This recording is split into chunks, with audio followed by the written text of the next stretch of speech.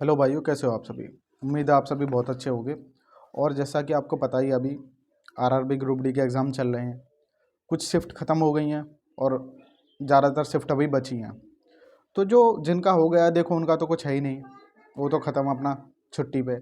लेकिन जिन शिफ्ट का एग्ज़ाम अभी बचा है, अब करंट अफेयर का रोल तुम्हें पता है बहुत ज़्यादा है, लेकिन सभी परेशान है कि भाई करें तो करें क्या करंट में, किस महीने का पढ़ें, क्योंकि जो करंट का जो सिलेबस है वो भी बहुत ज़्यादा है।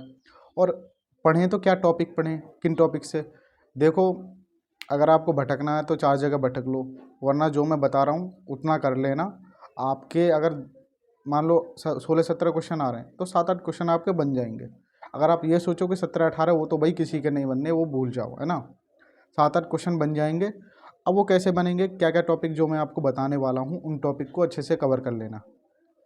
पहली चीज़, मैंने जो है, अब मैं कैसे बता रहा हूँ आप, मैंने जो है जितनी भी अभी शिफ्ट हुई हैं सभी शिफ्ट का एनालिसिस किया है कि किस टॉपिक से ज़्यादातर क्वेश्चन बन रहे हैं, और उसी बेस पे मैं आपको बताने वाला हूँ।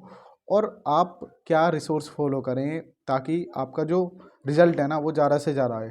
क्योंकि ऐसा तो है नहीं, अब इतने टीचर बड़े पड़े हैं करंट अफेयर के, कहाँ से पढ़ोगे आप, है ना। तो वो भी मैं आपको बताने वाला हूँ इस टाइम पे, क्योंकि इस टाइम पे आपको गुमराह बहुत किया जाएगा।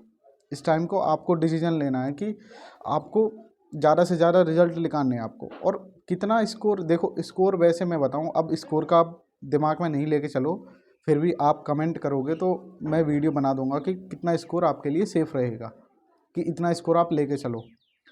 फिर भी स्कोर का आप दिमाग में मत लो अभी, क्योंकि स्कोर का जो देखो दिमाग में तब तक लेना चाहिए तब तक एग्ज़ाम नहीं हुआ है, उसके बाद छोड़ दो। जब एग्ज़ाम डेट आ जाए ना, स्कोर का आप छोड़ दो।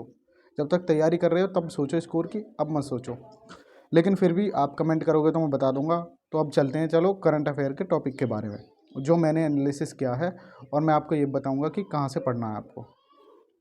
तो देखो, एक तो नियुक्ति यानी कि अपॉइंटमेंट जो है वो हर शिफ्ट में आई आ रही हैं, हर शिफ्ट में क्वेश्चन बन रहे हैं।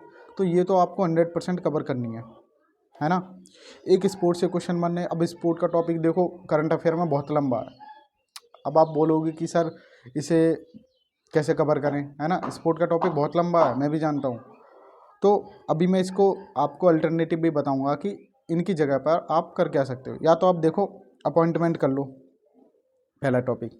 दूसरा टॉपिक स्पोर्ट कर लो अगर आपके पास थोड़ा टाइम है और है ना। तीसरा स्कीम जो है योजनाएं हैं, योजनाओं से भी क्वेश्चन बन रहे हैं, उन्हें आप कर सकते हो। चौथा टॉपिक है जो समझौते हुए हैं, हमारे जितने भी विदेशी समझौते हुए हैं या हमारी किस किस के साथ डील हुई है, वो आप कर लेना, है ना। और जी, अवार्ड्स के बारे में, जो हमारे जितने भी अवार्ड हैं, जैसे मान लो बाफ्टा अवार्ड किसे दिया गया, ये इसे अवार्ड किसे दिया गया, और हमारी जो कुछ इम्पोर्टेंट घोषणाएं की गई हैं, है ना। जो अरे एक मैं बताऊँ, एक ये टॉपिक ज़रूर पढ़ लेना, पीएम मोदी ने क्या क्या किया है। पीएम मोदी से रिलेटेड जो भी चीज़ें हैं ना वो जरूर रट जाना, क्योंकि उससे रिलेटेड क्वेश्चन है ना वो ज़रूर बन सकते हैं आपके उसमें। ये रहे आपके इंपॉर्टेंट टॉपिक, पहला अपॉइंटमेंट, दूसरा स्पोर्ट, तीसरा स्कीम, चौथा समझौते, पांचवा अवार्ड, और जी छठा है आपका पीएम मोदी का जो रिलेटेड जो भी है ना वो पढ़ लेना। अब आप बोलोगे कि इतने टॉपिक भाई बताने को तो मैं आपको 50 बता दूं, लेकिन कम टाइम में आप नहीं कर पाओगे इतना। फिर भी मैं एक चीज़ और आपको बताऊं, अगर आप ये भी नहीं कर पाओ तो क्या कर लेना। सबसे बेस्ट जुगाड़ बता रहा हूँ, 5-6 क्वेश्चन वहाँ से फंस जाएंगे। देखो, अगर आप ये टॉपिक वाइज कर लो तो भी ठीक है, इसके साथ साथ आप एक चीज़ और कर लो तो बहुत ही बढ़िया है। और वो है, देखो किसी टीचर से मत पढ़ना आप, क्योंकि टीचर की आप 1 घंटे की वीडियो देखोगे मान लो, कोई फ़ायदा नहीं होगा उससे, खामखा के टाइम वेस्ट होगा आपका। अब आप क्या करो, इस पीडी की जो पीडीएफ ले लो, या तो कहीं से टेलीग्राम वगैरह पे पड़ी मिल जाती है ना।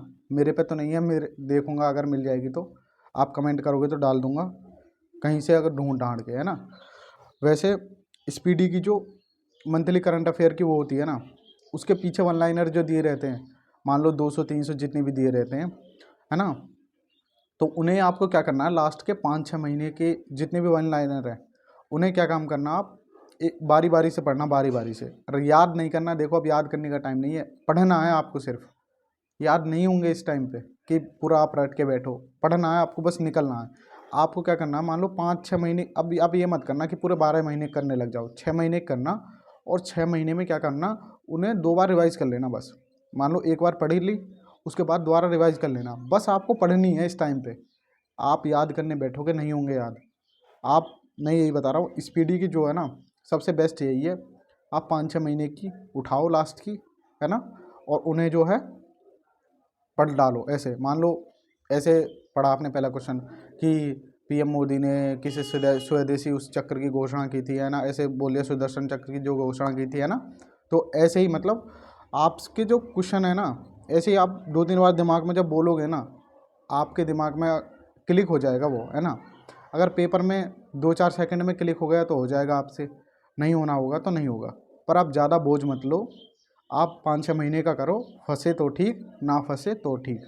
आपका मेन जो स्कोरिंग सब्जेक्ट हैं वो साइंस, मैथ और रीजनिंग आई, उन पे ज़्यादा फोकस करो। करंट को इतना टाइम मत दो खाम खामे कि ये आपकी वही बर्बाद कर दे। 2 घंटे पढ़ लो डेली करंट, कोई ज़्यादा भी मत पढ़ो। 2 घंटे आप उन्हें ही रिवाइज़ करो। अगर आपका 10 दिन भी मान लो, 10 दिन बाद भी आपका पेपर है, तो वही मान लो आपके पास कितने घंटे हो गए, 20 घंटे हो गए, 20 घंटे पढ़ लो।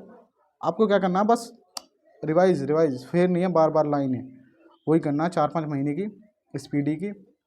इससे ही आप मैक्सिमम रिजल्ट निकाल सकते हो। बाकी आपकी मर्ज़ी है, आप 4 वीडियो देखो, 4 आदमी 4 बोलेंगे आपको कि हमारी ये कर लो, हमारी ये कर लो, पर फ़ायदा इसी में ही है जो मैं आपको बता रहा हूँ। बाकी आपकी मर्ज़ी।